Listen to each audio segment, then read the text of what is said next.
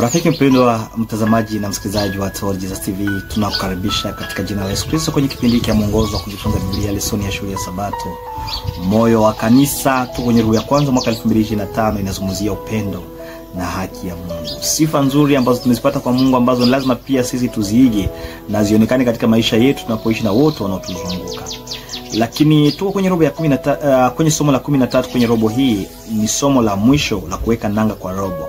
Leo ni siku ya Jumanne, tunazungumzia somo nzuri kabisa, somo ambalo linakuja kutufunza kuhusu sheria na neema. Sheria na neema. Kuna watu wengi ambao wanaendelea kujiuliza, je, sheria na neema vinaendana kweli? Na wanasema basi hakuna uhusiano. Lakini kama tulivyoona, sheria na sheria havipingani mpendwa. Badala yake vinafanya kazi tofauti kwa kupatana na upendo na haki ya Mungu. Ndio maana katika somo la leo tunakuja kugundua upendo na sheria. Na nitakusii tu kusoma Yeremia 31:34.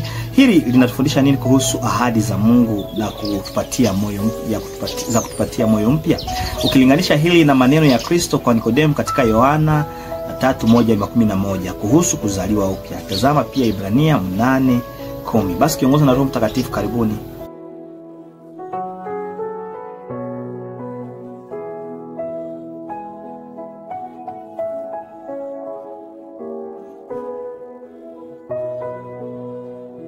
Mpenda mtazamaji na msikilizaji, katika mashairi ambayo tumeyapata hapa juu yanazungumzia sheria ya Mungu, namna gani ina uwezo kuandikwa. Iliandikwa kwanza kwa mawe, lakini yule Mungu mmoja akaiweka ndani ya mioyo yetu. Tumeona kwamba sheria na neema havipingani na kila mmoja wao ana kazi yake. Kwa mfano, sheria kazi yake ni kutufundisha kutofautisha kati ya mema na mabaya. Hivi sheria singalikuwepo tusingalijua ubaya. Kwa sababu ubaya ama dhambi ni uasi wa sheria. Kwa mojawapo wa kazi ya sheria ni kutufundisha kutofautisha mema na mabaya. Hiyo ndio kazi ya sheria, na isingalikuwepo tusingalijua ubaya. Kwa hivyo ina umuhimu wa kuwepo kwake. Neema kwa upande wake hutusamehe tunapovunja hiyo sheria na kutuwezesha tena kuendelea kuchagua mema. Maana tunapofanya dhambi, neema inatusaidia kutusamehe mahali tulipovunja sheria na inatupatia uwezo wa kufanya yaliyo mema. Zaidi ya hayo, wanafanya kazi pamoja kwa kusudi. Neema ya Mungu inafanya kazi ndani yetu, ikichora sheria mioyoni mwetu kwenye Yeremia 31:33 na Ibrania 8:10. Na sheria kwa upande mwingine inatuonyesha dhambi zetu na inatuongoza kwa Kristo ambaye kupitia yeye tunapata msamaha. Kwa hivyo naweza kusema kwamba sheria hazitupatii wokovu.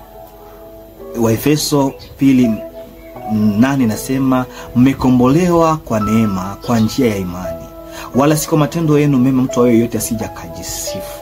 Kwa hivyo tumekombolewa ni kwa neema. Hakuna ambacho tumekifanya ama sio kwa kutii sheria kwetu ndiko kunatufanya tupate kuokolewa. Hatuwezi kujiokoa kwa kutunza sheria. Badala yake ni kwa neema tunaokolewa kwa njia ya imani, si kwa nafsi zetu, bali ni kipawa kinachotoka kwa Mungu kulingana na Efeso 2:8. Kwa hivi hatuishi sheria ama hatuishiki sheria ili tupate kuokolewa. Badala yake tunaishika sheria kwa sababu tayari tumeokolewa. Mtu ambaye ameokolewa ndiye yule ambaye anayeweza kushika sheria. Hatushiki sheria ili tupendwe, bali kwa sababu tumependwa tayari. Na hivyo tunayo shauku ya kumpenda Mungu na wengine kwa sababu tayari tumekombolewa. Kwa wakati huo sheria inatuonyesha dhambi zetu, inatuonyesha njia letu na haja letu la mkombozi, inatuongoza katika njia bora za maisha na kuifunua tabia ya Mungu ya upendo.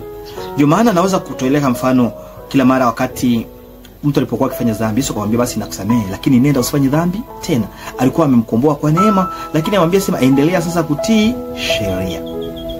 Na kuuliza, tumaini lako ni lipi katika hukumu? Je, ni bidii ya uaminifu wako wa kushika sheria au ni haki ya Kristo ambayo inakufunika? Weka jibu lako hapa kwenye comment.